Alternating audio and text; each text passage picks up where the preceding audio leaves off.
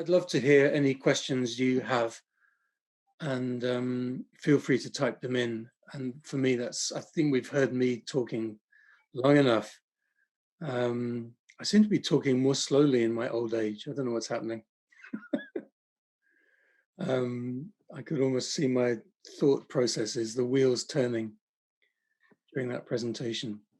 I was reflecting on one of those questions, which was what impact does classroom content have on recall?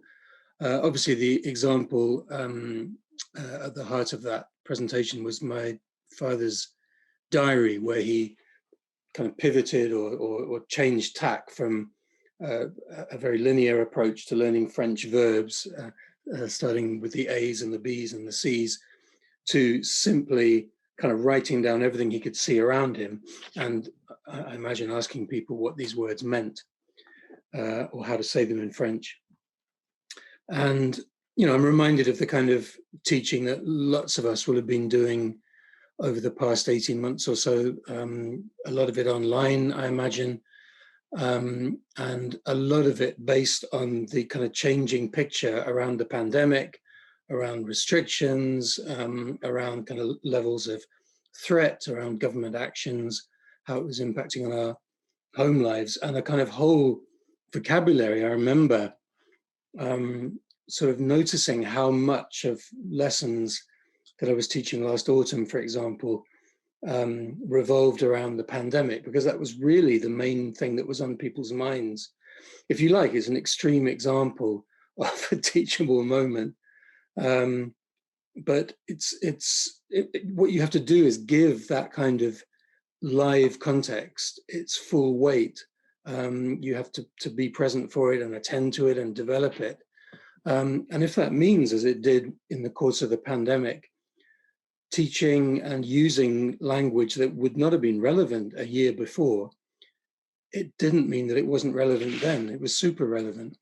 I said at one point in the presentation that it almost doesn't matter sometimes what we talk about, as long as what we talk about is relevant and is felt.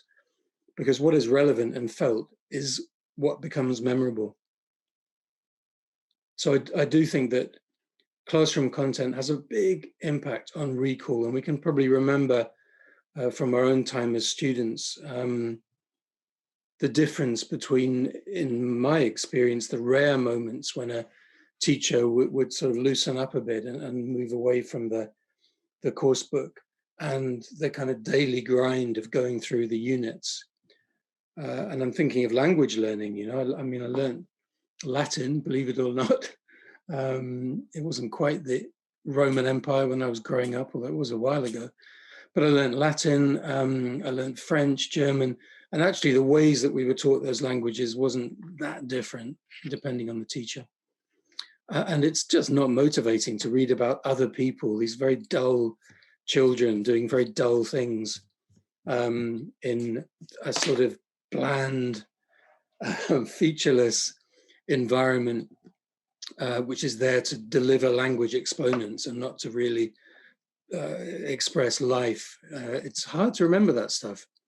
But when you start to talk about real life feelings, what's out there, whether it's the football tournament right now, or it's the pandemic, or it might just be the weather, you know, then it becomes memorable. And of course, you can come back to it, you can revise it, you can revive it, bring it back to life. Luke, we have a question from Joe in the Q&A. Perfect. Hi, Joe. Can you see the question? Yeah. Can we hear from Joe? Because there aren't. Okay. Hello? Hello.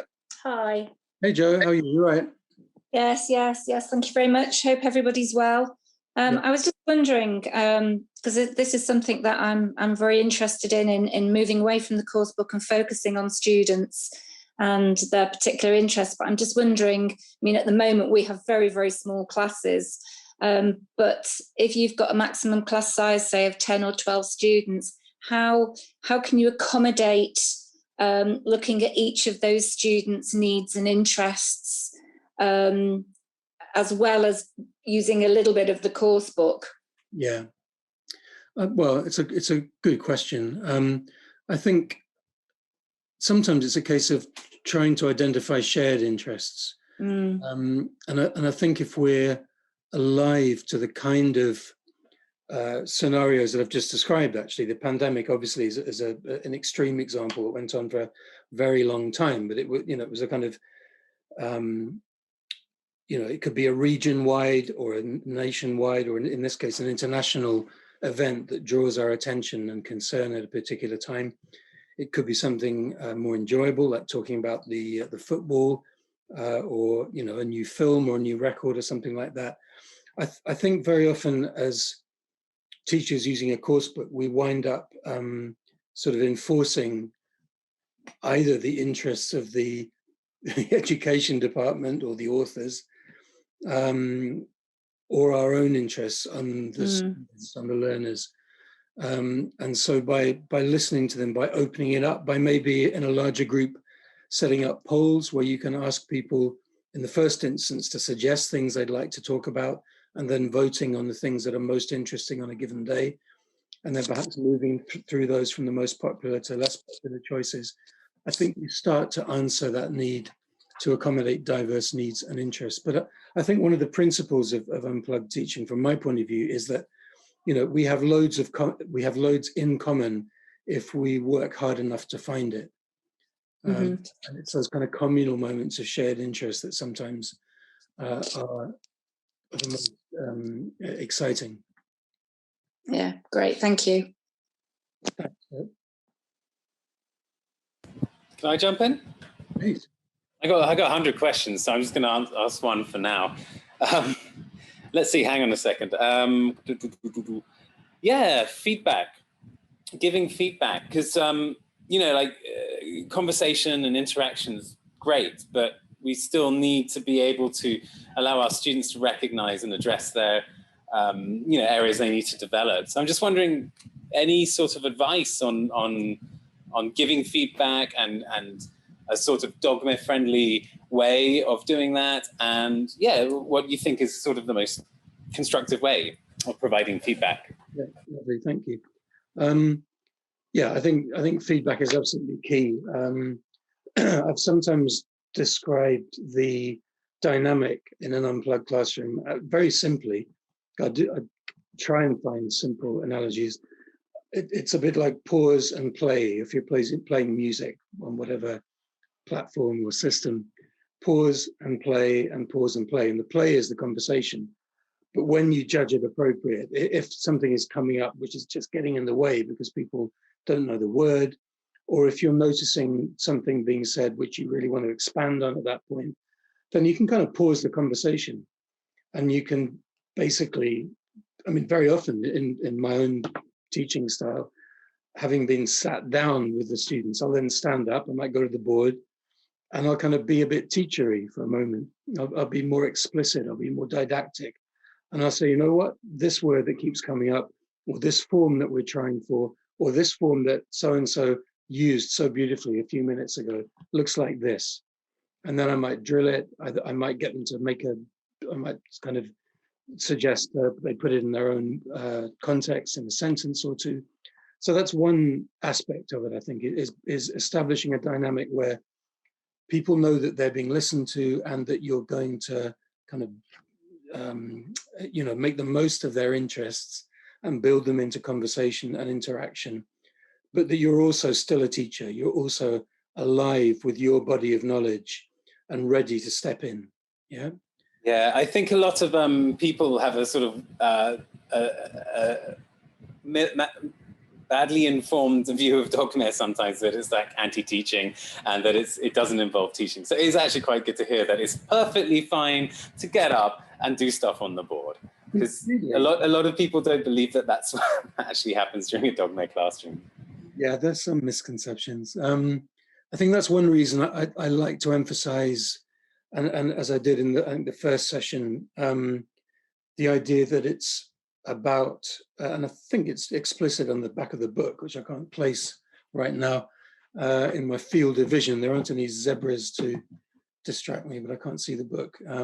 And oh, here it is. Hold on, I'm going to grab it. Yeah, okay, maybe it's not totally explicit, but the idea is that the lessons, as on the back of the book, are materials light, but they're not materials free. Like, that's a misconception. It's okay to use materials, but try and use your own. Try and encourage your students to bring their own materials in. It's conversation driven. That doesn't mean that it has to be only conversation. As I said in the first session, a lot of the time when we communicate, we are using our thumbs to speak. And that actually brings me to the second part of my answer to your first question, which is about feedback. One way to kind of maximize the opportunities for feedback is to get students to write things down.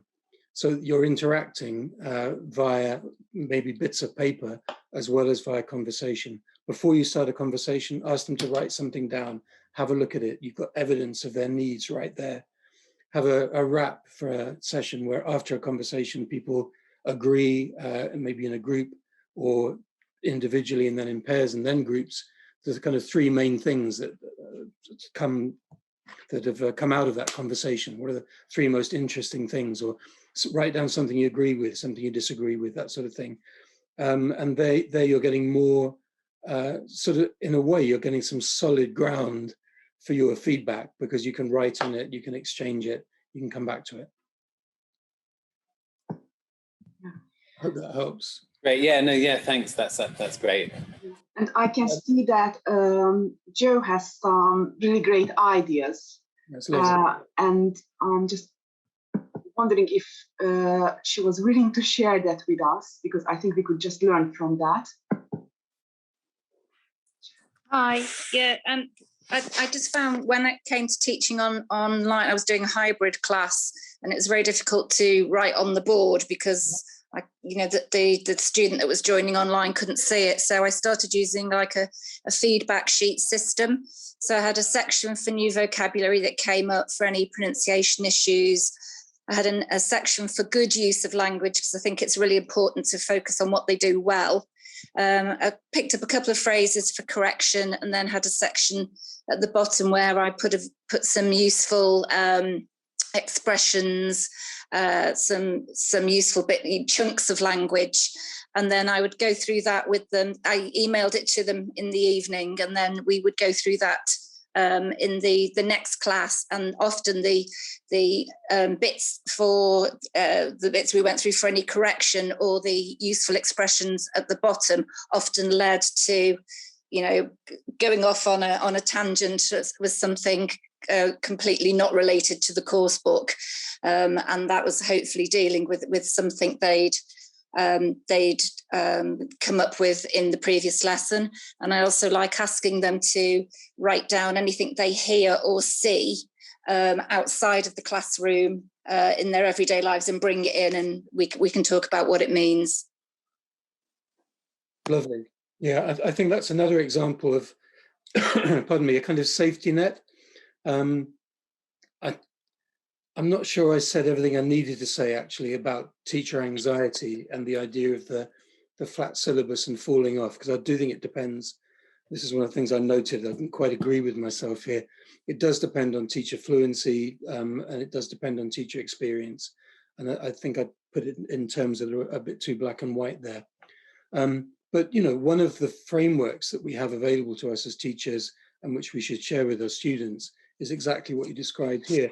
Even if during a class we're not quite sure how to deal with, or even if we can explain a word or phrase or a form, we can divide it into a category of language, new vocabulary, it's a pronunciation issue, it's use of language, it's idiomatic language, it might be grammar and so on. So yeah, I think that's a fantastic idea. And I love the idea that it kind of empowers the learners as well, that you're asking them to note down their things from their own experience. It's a nice thing to do at the end of a week, to get learners to write a quiz of the language that's emerged, so that they keep reminding themselves of the context they came up in. And as Gabby says, it's generating language for the next lesson via the students. So it's fulfilling it's doing some of the work of a course book. It's giving you material for the next lesson. And I think that this is what's so crucial. These are not one-off experiences of an amazing conversation and then it's back to the course book. It's not that. It's about allowing things to come out of more spontaneous interaction, thinking about it as a teacher, responding to it in the moment, but also responding to it after the moment, you know, by noting it down, thinking about it, reflecting on it in time for the next lesson. It's lovely, Joe, thanks. I have another question. Well, I lie, I've got like 19. I'm going to try and put two together, if that's all right. Let's see if I can pull it off. So it was quite interesting. You mentioned sort of, I like the phrase relevant and felt in the lesson. So you're addressing language that, or topics and issues and conversation that's relevant and felt during the lesson. And that's really great, because obviously it's going to generate so much stuff, and it's going to be sort of motivating for the students. The thing is, I mean, I've in my own like current teaching context, I'm one-to-one, I teach adults. It's all very sort of personal, and if you spend too much time with a student, you get in danger of like going over the same topics. And also I find that, you know, humans are very social creatures. What language we generate depends on who we're talking to and our relationships with whoever we're talking to. So what might be relevant felt during in a sort of classroom context may not be the sort of, it may not always cover the sort of language the students may need outside the classroom, you know, in their own lives, because they feel different, they have different relationships and so on. So I'm wondering, I mean, obviously at some stage, something has to be artificial, right? Like we have to bring in some sort of, and obviously CLT is a very contrived context, at least it was, you know, when it started, and when even when Teaching Unplugged was written. But I'm wondering how you sort of deal with that, you know, this idea of there's stuff that feels natural to talk about now, but what about when this student like goes about their daily life outside the classroom? Well, one partial answer to that is that that's the kind of work that the course book can help you with, which is why I'm explicitly saying it should be half and half. It should be half unplugged. Surprising me already. Huh? The answer's surprising me already. Yeah. Okay. So like, I think part of what you're saying is it depends on the student's needs. I'm thinking of one-to-one learners. There are some students who are basically quite happy to practice and kind of engage with their English and develop it. And that sort of private sphere is enough for them. There are others who are working in a business context, in which case you've got to get some of that business context into the lessons. Mm-hmm. Very often you can get them to bring in kind of realia from their own working lives, but certainly there'll be times where you need to go and find it elsewhere. So I think it's about attending to both things, isn't it? It's about being here now, but I think the advantage of thinking of this as a blended approach and acknowledging that the linear syllabus is kind of always going to be there around us or with us or next to us, is that we can draw on that to ensure that we don't become too repetitive, or that the language doesn't come too kind of domesticated, I guess. Yeah, and it just becomes the the sort of idiolect between the teacher, this particular teacher, and this particular student. Yeah. What you just said reminded me of a quote. I can't remember who it was. Maybe you'll know this. How teachers react to course books, and how new teachers see them as a life vest, and more experienced teachers see them as a straitjacket. And I think that kind of addresses both, because you can sort of dip into it if you want. Yeah. But in a way, it's you dip into it because you have to. I mean, when I think of the classes I was teaching when I was developing the ideas before I really knew what they meant, and it took meeting Scott and hearing his ideas for it to kind of start to make sense. I was teaching them for exams, for example. I was teaching an FCE or a CAE syllabus, but I was doing an awful lot around it. I think it's one-to-one classes are potentially an exception, but in most contexts, and I think this is increasingly true, because in a way, education is becoming even more top-down at kind of the level of education departments and the way that schools are managed, and therefore the way teachers are managed, I just think we have to accept that some form of linear syllabus is a given, that it's one of our working conditions. But it's then, as you say, you know, how do we react to it? And I think for young or for inexperienced or you know, trainee teachers, it's vital to tell them that it's not the only tool you have, that it's an important tool, but it's not the only one. And in fact, to train them as early as possible to come away from the course book. So, you know, to have significant amounts of pre-service teaching which don't involve lesson planning to a course book. Well, that answered another question I was going to ask, so I don't have to ask it anymore. About how new teachers can get into Dognet, but that's... Yeah, I mean, I think it's probably partly systemic in the sense that, you know, the more we can challenge the top-downness, the kind of delivery model within training courses, the better. And I think it's also advocating for it within our kind of peer groups and within our teaching circles. Yeah, brilliant, thanks. I got more questions, but I'll leave it. I'm not going to hog the floor, so I'm gonna. There's already other questions, so I'm going to leave it for now. Yeah, nice quote I'm just seeing here from Gabby, who says that teaching unplugged is all about the teacher presence that was discussed earlier.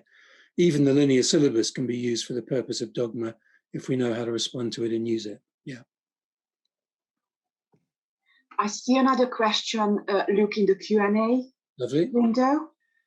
The question is, what do you think about the idea of uncovering a syllabus? In other words, letting the language emerge naturally and cross-referencing with a linear syllabus and filling in the gaps. Yeah, I definitely think that that is possible.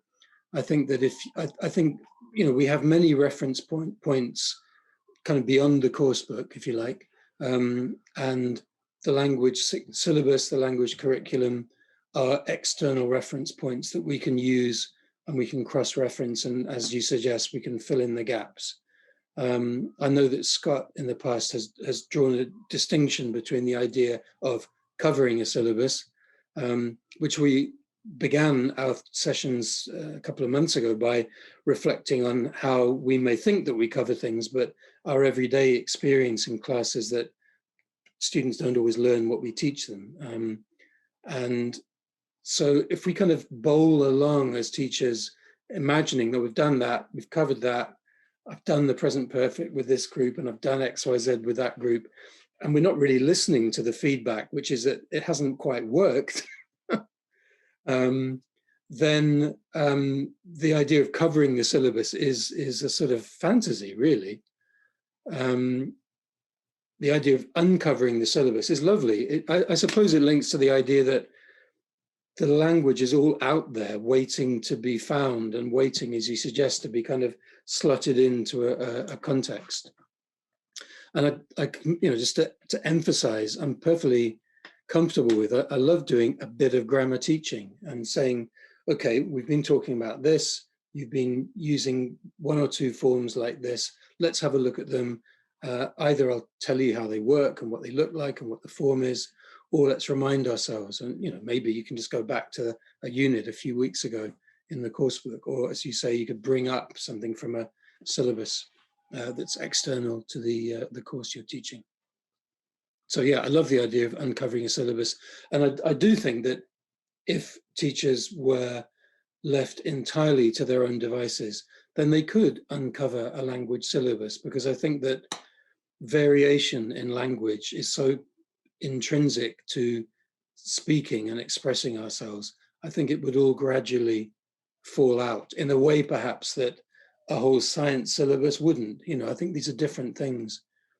There is something organic about using language and kind of reaching for discovering new forms and vocabulary, which we can really, you know, exploit, we can maximize, make the most of.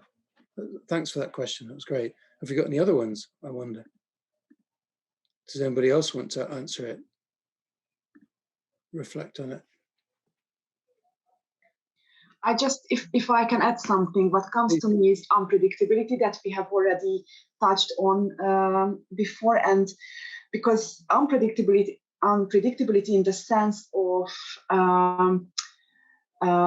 letting students, kind of allowing them to discuss and talk about what's important to them.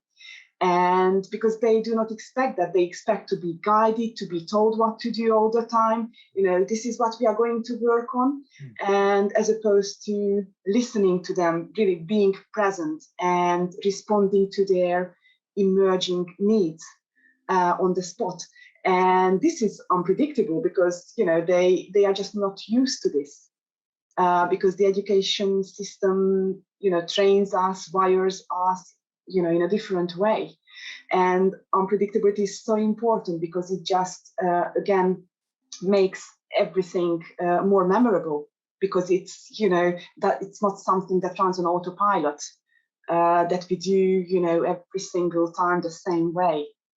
So that's just something that has come to my mind. Yeah, yeah, and I think that you can, I think that that kind of process, the play pause process dynamic I was talking about, where you allow the interaction to play out and then pause it to do a bit of very conventional teaching, is reassuring to students. And I think they start to learn what that dynamic means, and that they're not just talking and language is kind of floating out of the window. It's the opposite, actually. As with Joe's record sheet, language is actually being caught at all these points, you know, and recorded and returned to. Yeah, seconded, Gabby. I was just typing something. I'm going to just say it. I was just typing something. I just really like that image of language being caught. Yeah, I do that all the time. I have pages and pages and pages of like my students, like things I want to write that the students have said that I want to look at, and it's capturing it. So yeah, having flow and things just being on play all the time, and then hitting the pause and then looking at everything was on play. Yeah, I totally second that, because I've been doing that for years now. Suggestopedia, huh? Oh my God, I can't believe we're going there. Okay, I mean, there's not much really more than that. Assimilation before analysis. That's one. I think it's one of the tenets of Suggestopedia, one of Lozanov's sayings. I'm not a fully advocate of Suggestopedia, but I always like this this idea, assimilation for analysis, because, you know, it's, once people have learned how to use something, it's just much more fun going back and go, oh, that's how it works. Okay, yeah. Yeah, I guess to use a similar metaphor that Luke was using, like learning to drive before figuring out how the engine works. I don't know, that's it, yeah. I can't really expand on that unless we want to just talk about Suggestopedia, which I don't advise. I think that the relatively, what I described as the relatively small body of knowledge that is English grammar, exerts this kind of gravitational pull on our teaching and learning. And so we kind of obsess about it. And I think one example of this is the way that I suppose in the kind of soft form or weak form communicative approach that I was trained in the late 80s, there was a lot of emphasis. And again, I think it came out of the books that became current at the time, like Headway, which had this renewed emphasis on grammar. But this idea that we start to elicit grammar forms from students before we even use the language, it's just crazy. It's such a waste of time, in my view. I don't think it's a waste of time for students to share some of the teacher's pragmatic knowledge, if that's the right word. And I think it's definitely useful to be able to identify things as a past simple or whatever, but kind of, you know, don't waste time getting people to guess what form something is before you've used it. You know, it's crazy. It's such a waste of time. I mean, I feel that more strongly now than I ever have done. Yeah, totally agree. I wanted to ask you, so it's 2009 teaching Unplugged, wasn't it? Yeah. I think so. I had a look a while back. Google tells me it's 2009. Yep. Sorry? Yeah, you're right. Oh, I got it right. Well, Google got it right. It doesn't always get publishing dates right. So yeah, I wanted to ask you, like, you know, obviously it made a lot of waves, and you know, it's affected the teaching community. So simple ripples and waves and other metaphors.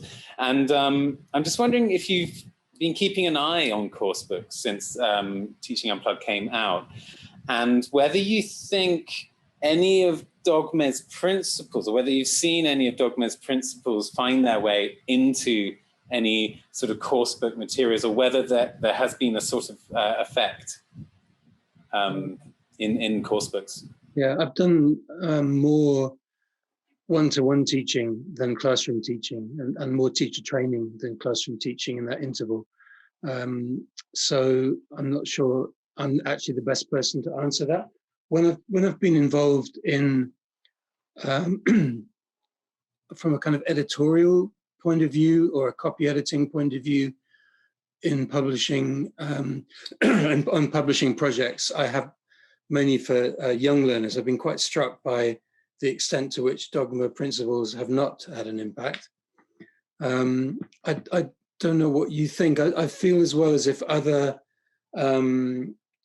sort of concerns that surfaced around that time, like definitely digital literacy, 21st century skills, and all of that may have had more of an impact on course books. I still think there is a course framework / course book to be written that would acknowledge Dogma principles and include them, and possibly help to train teachers who are using it to be more fluent in devising their own activities, their own responses, their own ways of record keeping. But I haven't attempted that. What do you think? What do other people think? Is there a course book we can think of that has done that? I'm not a good person to ask because I've embraced Dogma, so I haven't been using course books very much.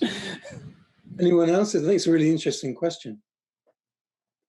Anyone aware of any course books that appear to have taken on board some of the ideas in Dogma? I also think that as well as other kind of areas of focus like 21st century skills and digital literacy, I think that more generally, and I'm thinking of the way in which course books are now less the product of individual authors' sort of conception and more a kind of triangulation of authors' input, editorial input, and the kind of curriculum that must be served, which tends to be linked very closely to the exam. I also think that because other trends in education generally, like outcomes-driven learning, also sort of stand in opposition to Dogma in many ways. I don't see more widely in education that people are being asked to plan less. I think they're often being asked to plan more, sometimes being asked to plan in advance more. And I think the idea of delivery education that Paulo Freire critiqued over 50 years ago now in Pedagogy of the Oppressed is even more entrenched now than it was then. Yes, yeah, I totally agree. There was some, I read section A of Teaching Unplugged today, so it was all quite fresh. You addressed this stuff a bit in Teaching Unplugged, the sort of Anglicization, that's not a word, but it is now, of the Anglo-centralization or whatever, the Anglo-centric nature of a lot of course books. And I think that's shifted a lot in the last 10 years, but I still think there are still issues because we still have this sort of, it's becoming political, it's a neoliberal thing to everything. So it's become more diverse. We've got more lingua franca stuff going on, which is great, but it's still a sort of aspirationality angle on everything. I don't really have more comments beyond that, but I think it's interesting to see in 2009 how it looked and how that sort of evolved or not evolved over time? Aspirationality is definitely apparent in coursebooks, and when I'm looking at material for young learners, I'm often struck by sometimes very clear expressions of sort of aspirational course writing. I don't know, it might be students asked to describe their house, and there's a sort of assumption that a house is going to be big and have lots of rooms. Sometimes slightly insensitive comparisons between someone who's had lots of friends at a party and someone who didn't have many friends at a party. I think there's a whole area of the kind of felt world of educators which doesn't always find expression in coursebooks. And I think that, you know, because English very often is an instrument of, or is an element within a program of economic growth and economic aspiration in a given country, then sort of inherent within that is a kind of aspirational sort of middle classness to everything, and you know, completely welcome, you know, the kind of move towards more diversity. But I think it's also important to recognize that there's still something very, you know, as you say, very sort of aspirational, and which is, it's not sensitive enough to the trouble people have in their lives. So I'm hogging a bit, but very quickly, going back to Headway, you mentioned Headway. For all its faults, the reading exercises I thought were very good for that. They did address head-on real issues really well, I thought. Definitely, and I think it's totally fine for teachers to either use that kind of material, to pick and choose from published material, to find material of their own around a given issue, to ask students to provide material around a given issue. You know, one aspect of that question you asked earlier about how do we avoid a kind of domesticization of the teacher-learner discourse is to bring in other kind of text types, you know, and a wide range of text types. So whether it's a business email or whether it's an opinion piece about diversity or the environment or whatever it might be. But what I don't think is good is if you just impose that on someone who has potentially no interest in it and it has no relevance to them. There's a good question in the chat. Let's have a look. Oh, in the Q&A, lovely. Oh no, in the chat.